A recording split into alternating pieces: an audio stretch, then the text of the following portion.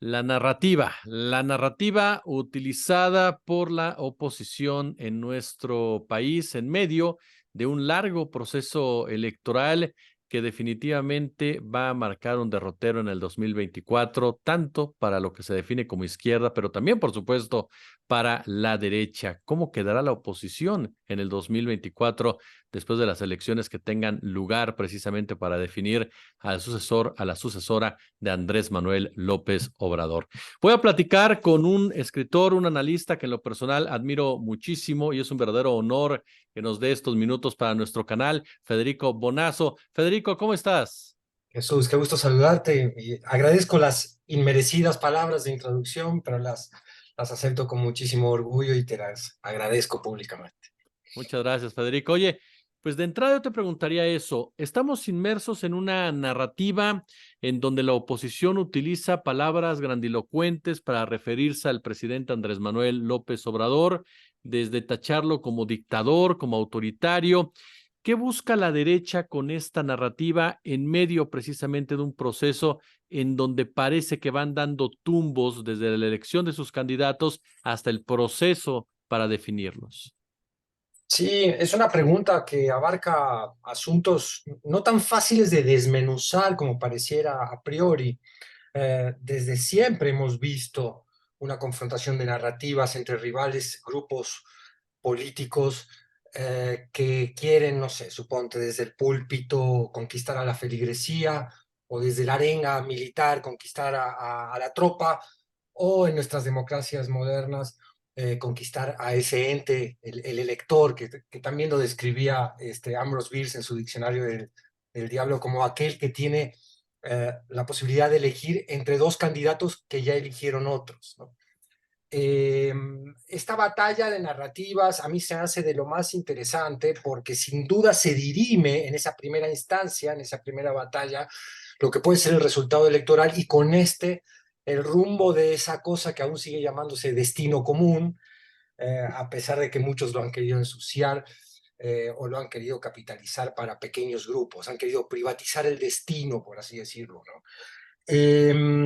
Yo creo que esa narrativa se ha venido instalando de parte de la oposición en México de manera burda o sutil según el personaje que la ejerza. Podemos tener el peligro para México y la campaña sucísima del 2006 que causó un enorme daño a la democracia, produjo también ciertas reglas electorales que hoy nos resultan hasta absurdas e incómodas, pero que son producto de que estaba permitido ese tipo de difamación como campaña política. Y luego han tenido expresiones más sutiles. No me olvido nunca de lo que para mí también es un daño a la discusión democrática que hicieron los abajo firmantes. Me refiero a este grupo compuesto por intelectuales, no te estoy hablando de golpeadores, del pseudoperiodismo ligado a la reacción, sino que te estoy hablando de intelectuales que defienden a la democracia, de Goldenberg, en fin, no quiero poner nombres, porque luego al personalizar se pierde un poco el concepto, pero que hablaban, yo estaba revisando antes de hacer esta entrevista contigo, en algunas de las primeras cartas decían, por ejemplo, el presidente ha despreciado el dolor de las víctimas por la violencia.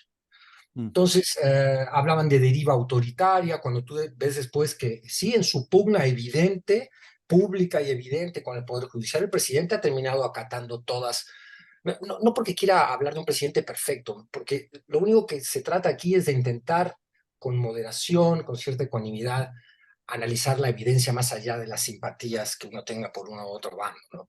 Y con esa instalación sutil de los abajo firmantes que hicieron uh, tuvieron su pegue en toda la clase media que los atendía, que los leía, que todavía los consideraba voces fundamentales y calificadas, vinieron después golpes mediáticos que podríamos llamar, yo creo, Jesús, de terrorismo mediático, como el que hemos visto en las últimas fechas, de anticipar un magnicidio y colocarlo como autor intelectual ya a una persona mucho antes de que esto haya sucedido. Y hay otro personaje de la 4T que creo que después del presidente es el que más ataques ha recibido en esta guerra de narrativas, que sería López Gatell. Eh, con aquel libro de Jiménez Fibie donde lo comparaba con Mengele, Ujú. que no hubiera sido lo más grave porque pasquines surgen en nuestras democracias a cada rato, se llama también libertad de expresión o libertad de difamación, porque hay una rara frontera allí. Lo que sería grave es que los abajos firmantes otra vez volvieron a apoyar ese libelo infame, y cuando digo infame es porque son puras inferencias con muy poca evidencia y es un claro ataque político. Y personajes como el ministro en retiro, Cosío, José Ramón Cosío, recomendando la lectura del libro, enrareciendo un clima, ¿no? Notas en periódicos comparando al presidente con Hitler cuando hizo una de sus grandes reuniones en el Zócalo con sus seguidores, eh, como si los actos masivos solo fueran potestad del fascismo. Todo este tipo de narrativas y de ataques han instalado con el tiempo la idea, exacto, de que estamos ante una dictadura. Denise Dresser diciendo que estamos, que habían sido golpes de estados permanentes los que nos han dado. En fin, algo que a mi modo de ver es muy, muy desleal con la democracia. No es que yo tampoco celebre que desde la mañanera se ejerza la descalificación así como se ejerce, porque me parece que no es la manera de establecer el diálogo democrático, pero también no le niego un carácter a esa mañanera que sería el punto de resistencia a esta narrativa que hemos descrito, de, de defensa, también de autodefensa ante lo que son ataques de muy vieja data. Este punto, el de la mañanera, querido Federico, porque a final de cuentas, los abajo firmantes, como bien lo señalas, la propia Denise Dresser, Héctor de Mauleón, Aguilar Camín, son personajes que desde hace muchos años, muchísimos años, han tenido, digámoslo de esta manera, una voz cantante en el discurso, en la narrativa mediática, política e intelectual. La mañanera se convierte en el contrapeso precisamente de todo este escenario y qué tanto ha influido precisamente para que este discurso no penetre en la mayoría del ciudadano y ciudadana. Esa es una gran pregunta. No sé responderla cabalmente porque no alcanzo a medir qué tanto daño ha hecho la narrativa a la que nos referíamos antes. Pero sin duda creo que hay ahí uno de los grandes logros de este gobierno y una de las grandes virtudes de este presidente con el que podemos estar de acuerdo en algunas cosas y en otras no, incluso ser abiertamente críticos como he sido yo, pero lo que él ha hecho desde la mañanera es algo que está muy penalizado por las élites que quedan al desnudo, que es el derrumbe de las narrativas. López Obrador es un irreverente, ha roto con una formalidad asociada a la figura presidencial que para un ciudadano como yo, a mí no me escandaliza, lo celebro, ha sido serio allí donde tiene que serlo, repito, no sin aspectos que uno pudiera criticar o no, pero esta irreverencia y esta actitud de derrumbe de narrativa es muy penalizada, porque cuando se tira abajo la escenografía y queda la tramoya al descubierto, cuando tú ves la intimidad del teatro, lo que el telón escondía o lo que, bueno, sí, esa escenografía y los actores representaban, te das cuenta que es falso, se produce una conmoción social, cultural. El desnudamiento del contubernio entre el poder económico y el poder político que ha hecho el presidente desde la mañanera, donde casi no se salva a nadie. Tú te fijas cuando vemos las mafias de los medicamentos y los exfuncionarios asociados a ellas, dices, demonios, es que casi no se salva a nadie. Las figuras que uno pensaba que tenían un poquito más de prestigio de administraciones pasadas, que eran funcionarios más ecuánimes, liberales, si se quiere, en el amplio sentido del término, no asociados a la represión, como lo que pasó en Atenco, en Oaxaca, ni hablar a Yotzinapa, sino funcionarios que se habían defendido. También ellos están inmiscuidos en esta práctica naturalizada del peculado. Entonces, cuando eso queda al descubierto, cuando todos aquellos que se creían protegidos, incluida esa intelectualidad a la que tú te refieres, que tenía la voz cantante y que de golpe queda en su vanidad herida, cae en la trampa del presidente y empieza a responder desde el ego, alejándose de lo que ellos han defendido siempre, que es los ideales democráticos, el respeto a la evidencia, y quedan en su alteración completamente desnudos ante el público general, eso produce un odio brutal. Y es un odio que es hoy por hoy el único nutriente de la oposición. Yo no veo un programa en la oposición que sería deseable para la salud de esta democracia. Claro. Lo único que se ve es que el odio, y ese odio va a tener su peso electoral. Hoy lo medimos en un 25-30%, pero no es desdeñable, lo vimos en las elecciones intermedias en la Ciudad de México. No es desdeñable nunca, yo no tiendo a no confiarme, siendo claramente una persona que apoya a los proyectos de izquierda. Y a uno lo que le molesta, es decir, estamos por primera vez esta sociedad ha roto ese viejo fatalismo político en el cual el ciudadano no incidía en su realidad política, votara por quien votara, el PRI iba a ganar, el PRI iba a elegir el sucesor, y después esa transición que vivimos que fue escenográfica, ¿no? Con Fox, que no cambió el statu quo para nada. Al fin sentimos los ciudadanos que nuestro voto cuenta, que nuestras opiniones cuentan, que la discusión pública está activa. Eh, y en el momento en que instalamos eso, que vengan a destruir con difamación, con mentira, con calumnia, estos opinadores y bueno, la misma opinión, digo, oposición basada en axiomas como el de Alarraqui, ¿no? De que se vale mentir, dicho abiertamente, pues los que apostamos por un juego democrático leal, pues no podemos tener sino desilusión. En esa trampa creo que está metida la oposición, en la trampa de su propio odio. Federico, ¿la oposición odia a Andrés Manuel López Obrador o lo que significa Andrés Manuel López Obrador? Esa es una muy buena pregunta. Es muy buena, parece una pregunta simple y no lo es. Yo creo que lo odian a él y en esa respuesta encontraríamos una serie de explicaciones a lo que estamos viendo. Por supuesto que odian lo que representa, odian lo que representa como persona que ha venido a desbaratar esto que hablábamos, este contubernio entre poder político y poder económico. Tener que pagar impuestos no les gusta a muchos, que se haya acabado la condonación impositiva también no les gusta, que se hayan acabado ciertas concesiones mineras o el sector energético, que los contratos ahora sean más favorables al Estado que a la iniciativa privada, que se piense en soberanía, que los patrones estén obligados a pagar un salario mínimo muchísimo más digno. Por supuesto que todo eso les molesta y mucha gente lo asocia al fantasma del comunismo, absurdo porque lo único que hacen las izquierdas en nuestro continente, como pueden incluso, es una gestión del capitalismo. No les da a la izquierda para otra cosa en este momento. Entonces, por supuesto que odian lo que representa, pero yo creo que lo odian a él como individuo, como persona. En todos los epítetos, en todos los descalificativos, en todos los insultos que vemos cotidianamente, no los voy a repetir aquí porque algunos son profundamente soeces, pero ya venían desde el Mesías tropical, peligro para México. Estoy hablando de los suavecitos, ¿no? El Hitler mexicano, en fin. Allí hay un odio claramente personal de este personaje irreverente que les puso el espejo enfrente.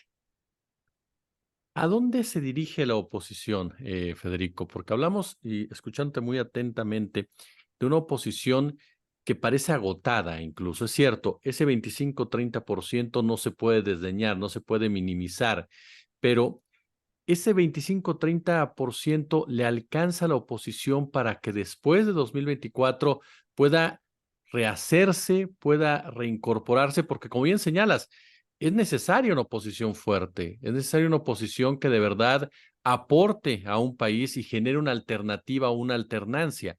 Pero esta oposición, la de Cortés, la de Alito Moreno, la de Jesús Zambrano, la de Claudio X González, ¿está agotada en su propio lodo o tiene forma todavía de reinventarse? Pareciera agotada, pero el antiobradorismo es muy fuerte y si la única alianza que va a encauzar ese antiobradorismo es la del PRI-PAN-RD, pues no estaría tan agotada como merecería nuestra democracia. Merecería una renovación en la oposición, merecería ver un programa alternativo, merecería que se hiciera una crítica a este gobierno que tiene tantos aspectos criticables en vez de este delirio de decir que todo lo que hace el gobierno está mal, que la economía está mal, ante signos evidentes de recuperación económica y de buen tratamiento de la economía, de disciplina fiscal. Este gobierno ha hecho muy bien con pandemia y golpe inflacionario mundial, ha hecho muy bien las cosas en materia económica, con muy poco endeudamiento. A ver, esos son logros que debería festejar cualquier mexicano o mexicana, más allá de si es oposición. que le escatimen al gobierno hasta el último logro, habla de, bueno, de ese odio del que veníamos describiendo. Yo creo que apostaron en un principio, en esta contienda electoral que se ha adelantado, por la radicalización del pensamiento de derecha, estaban muy cómodos importando a estos mensajeros de la alt-right latinoamericana como Agustín Laje, que estaban visitando México, asociándose con Vox, invitando a Vox de España aquí, apostaron por Lili Telles en un primer momento como radicalización del pensamiento de derecha para dar el combate de las narrativas. Otra vez, la mañanera ha instalado una agenda que se movió hacia la izquierda. Hoy no se puede hablar tan fácilmente de estas reivindicaciones tan cerriles y conservadoras porque el presidente ha movido hacia la izquierda, hacia los derechos, hacia la crítica a la corrupción, la agenda. Entonces vieron que ese camino no funcionaba y creo que han optado por esta imagen híbrida que es Xochitl Gálvez, que podría, yo creo que está en el cálculo de ellos, traer unos de los votos de estos dos grupos que tenemos, que no sabemos cuánto pesan electoralmente, pero que van a jugar, más allá del 25-30 que es anti López Obrador y va a votar sí o sí contra Morena. Hay dos grupos interesantes desde el punto de vista electoral. Uno son los indecisos, que siempre existen, que pesarían un 10% quizás, y otros son los desencantados con la 4T. Es un personaje como Xochitl, y es más, añadiría un tercer grupo que tampoco sé cuánto pese, pero si llega a pesar un 4 o 5% sería importante, que es el que cae seducido por la simpatía de un candidato, que es toda la gente que votó a Peña Nieto porque era guapo, qué sé yo, o porque según dicen algunos era guapo, siempre resultó repulsivo. Pero Xochitl tiene su simpatía en esta cosa dicharachera, que es la que también encandiló a muchos de los que votaron por Fox en el 2000, podría jugar un papel. Y yo creo que esa apuesta, dentro de lo que ellos tienen como cartas a ofrecer en el marketing electoral, es la menos torpe, en todo caso. Si les alcanza o no, todo parece indicar hoy que no le alcanza. Pero falta mucho, Jesús. Yo sería cauteloso. Falta mucho, no sabemos qué cosas pueden ocurrir. Finalmente, creo, Federico, y agradeciéndote estos minutos, esta charla tan interesante, ¿qué pasa del otro lado? Hablamos de Andrés Manuel López Obrador, un presidente, como bien señalas, que no es perfecto, que tiene pros y contras, pero que de una u otra manera marca la historia política de este país. Difícilmente vamos a encontrar a otro Andrés Manuel López Obrador en un futuro cercano. ¿Cuál es el papel de las corcholatas ante un personaje de esta naturaleza con el que a final de cuentas la comparación va a estar constante, ya sea Claudia, sea Marcelo, sea Adán, sea Gerardo Fernández Noroña? ¿Qué pasa con las corcholatas con una sombra tan grande como la de López Obrador? Es otra pregunta difícil de contestar en poco tiempo. Voy a intentar hacer una síntesis porque hay otros actores, por ejemplo, las Fuerzas Armadas. Son un actor que, ¿cómo van a jugar ante Claudia o Adán Augusto o Ebrard? ¿Cómo jugarían? Con todo lo que hay que hacer ahí en materia de justicia transicional, ¿no? Con todo lo que este país tiene en deuda con las víctimas, tanto de la guerra sucia del pasado con Ayotzinapa y como caso emblemático de una crisis humanitaria que vive este país donde están involucradas las Fuerzas Armadas. Bueno, ¿cómo va a jugar el empresariado? ¿A quién le harían más caso? Yo creo que hasta la misma oposición va a extrañar a veces a López Obrador. No solo porque se van a quedar sin tema, sino porque en un país sumido en una crisis de seguridad tan grave como es México, una figura de la fuerza de López Obrador es muy importante como esperanza de resurrección nacional. Eh, yo creo, yo tengo mi corcholata favorita, lo he dicho abiertamente, así que no, nada me cuesta decirlo aquí, que es Claudia. Deseo de verdad que ella gane la interna, se convierta en la candidata, porque estaríamos al fin ante una mujer y además una científica, y yo creo que una especialista además en el aspecto ambiental y que podría enfrentar de muy buena manera lo que también es la crisis ambiental. El nuevo presidente o presidenta de este país va a tener que enfrentar no un hipotético calentamiento global que vendría dentro de unos años, sino que ya llegó. Baste ver las imágenes de China. Eh, pero sí, se va a extrañar mucho a López Obrador, se lo va a extrañar como figura fundamental en un México muy adolorido, muy sacudido todavía por problemas muy graves que necesita el liderazgo, porque así es la raza humana, la especie humana ha dependido siempre, digo, te guste más o menos el caudillismo, te guste más o menos la autonomía de las instituciones, solemos ser un bicho que depende y que necesita el liderazgo de figuras. En determinados momentos históricos toman la batuta de sociedades metidas en graves problemas. Yo creo que se lo va a extrañar mucho. Creo que hay capacidad igual en la 4T. Cualquiera que tomara el mando tendría la capacidad. Hablo particularmente, a mi modo de ver, puedo equivocarme, de Claudia o de Marcelo, con sus matices ideológicos y políticos, que bueno, no me da tiempo en este momento de analizarlos acá, pero que no me parecen triviales. Y es por eso que yo manifiesto abiertamente mi apoyo a Claudia, porque estoy mucho más cercano a su pensamiento político. Oye, Federico, aprovechando rápidamente, por supuesto, tú siéntete libre, por favor, de expresarte el tiempo que quieras. Eh, Estos poderes fácticos, ¿cuánto van a influir en la elección? Hablamos de economía, militares, Estados Unidos, ¿cuánto van a influir en una elección en donde a final de cuentas hay una mujer involucrada con posibilidades reales de ganar? Hay un ex canciller que demandó a Estados Unidos en el tema de las armas, hay un ex secretario de gobernación que no se lleva muy bien con los principales medios de comunicación, le hace en tiendas de Televisa, Televisión Azteca. ¿Cómo influye este poder fáctico? Es muy interesante. Yo creo que ahí el presidente ha hecho una maniobra muy inteligente de acelerar el proceso interno de Morena, que de allí saldría, según todas las variables puestas sobre la mesa hoy, el próximo presidente o presidenta de este país. Al adelantarlo, limita o modera un poco la influencia de esos poderes fácticos, porque queda un poco en manos de Morena, perdón, sí, de la interna morenista y de la encuesta, eh, la elección del candidato. O sea, ¿qué tanto influirían los poderes fácticos en el candidato? Yo creo que menos de lo que han influido en otras ocasiones, cuando se trataba todo en lo oscurito y le llegaban al presidente y le decían, bueno, nos vamos por acá. En ese sentido hay una apuesta política muy interesante, donde tendríamos un candidato o candidata que no saldría tanto de esa presión, sino saldría de una encuesta que, bueno, puede ser más buena, ideal o no. A mí me hubiera gustado otro modelo de elección interna, una elección abierta de la militancia de Morena, me hubiera parecido lo mejor, pero bueno, este es el esquema bajo el que estamos y creo que evita y logra eludir bastante, según las reglas que ellos mismos han planteado, la influencia de estos poderes. El problema va a estar después en lo que no es la sola presidencial, sino la de los legisladores, toda la elección para el Congreso tan contaminada por la intervención del crimen organizado, que ya está matando candidatos, que ya está tomando plazas, que ya tiene un rol en la política absolutamente indeseado, nefasto y muy importante que no podemos desdeñar. Ahí sí que ese es un poder fáctico que va a influir de manera muy viciosa el proceso. No lo sé, seremos espectadores de algo, yo creo, un proceso electoral inédito en la historia de la democracia mexicana.